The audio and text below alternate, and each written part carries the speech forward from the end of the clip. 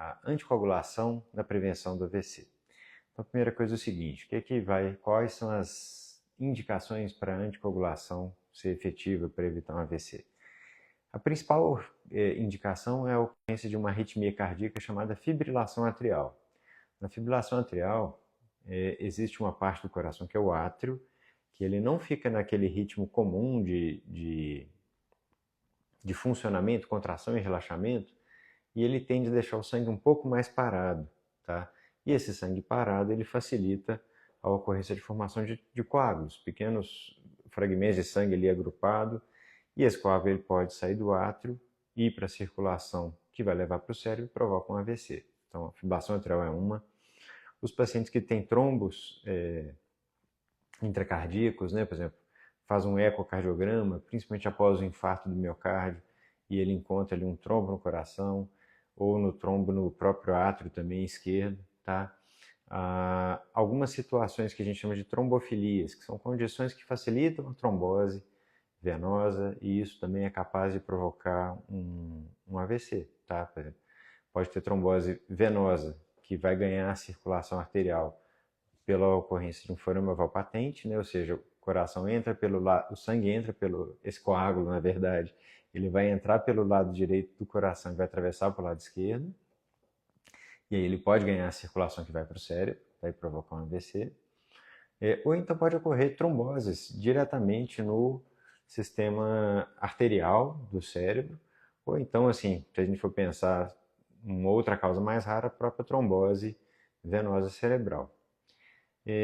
A gente tem métodos de anticoagulação hoje disponíveis, tá? Quando o paciente interna, ele precisa fazer uma anticoagulação porque tem, por exemplo, um trombo no coração, muitas vezes a gente vai usar um anticoagulante injetável, que é a enoxaparina, para poder fazer aquela primeira etapa de anticoagulação.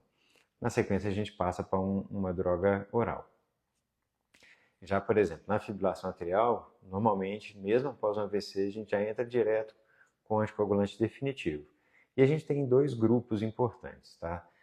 O anticoagulante que é dependente dos fatores de vitamina K, que é o varfarin, que é um remédio muito utilizado já há muitos e muitos anos, né, décadas de uso, e ele tem uma desvantagem que é a necessidade de fazer o controle do RNI. RNI é aquele exame de sangue que a gente checa justamente a função da coagulação, que pode ser alterada pelo varfarin. O objetivo é justamente alterar, deixar que essa coagulação esteja menor, então o RNI vai ficar entre 2 e 3, que é o valor, ou seja, se o valor é 1, quer dizer que a coagulação está normal, está tudo certinho. Entre 2 e 3 é o alvo de anticoagulação que a gente tem para uso com varfarina. E a gente tem uma categoria de remédios chamado anticoagulantes diretos.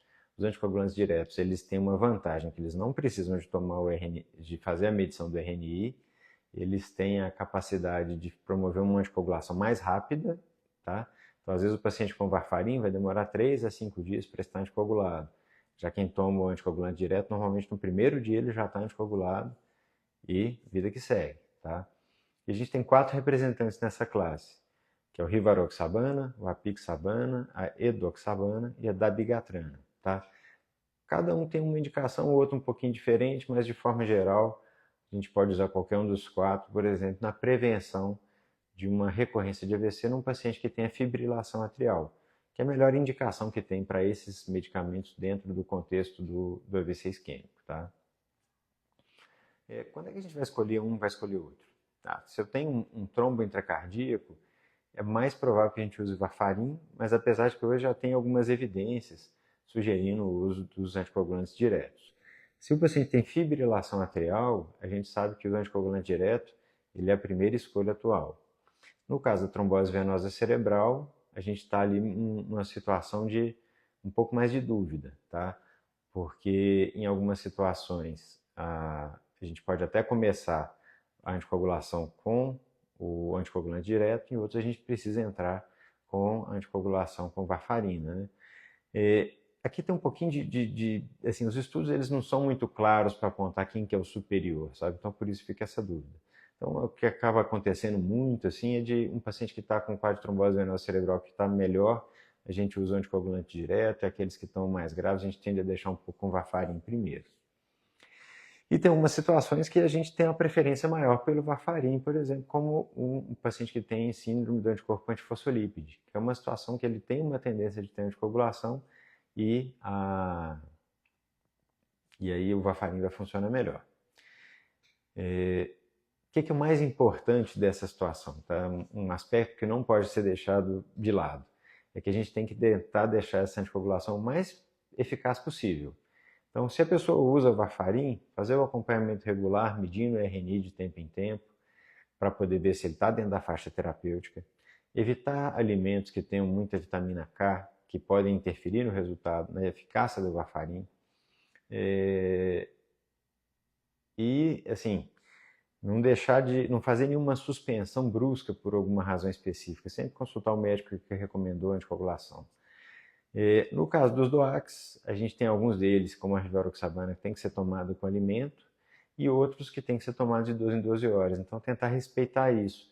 E ter uma certa atenção justamente com a má adesão ao tratamento, que, ou seja, é pular uma dose, esquecer um dia, 2 dias. Isso tudo aumenta bem o risco de ter um novo AVC. Então, fica essa recomendação da gente usar os anticoagulantes de forma correta, bem indicado nos seus casos, e fazer um acompanhamento bem assim, rigoroso do ponto de vista de não esquecer de usar a medicação, mas sabendo que está protegido e que está tudo tranquilo.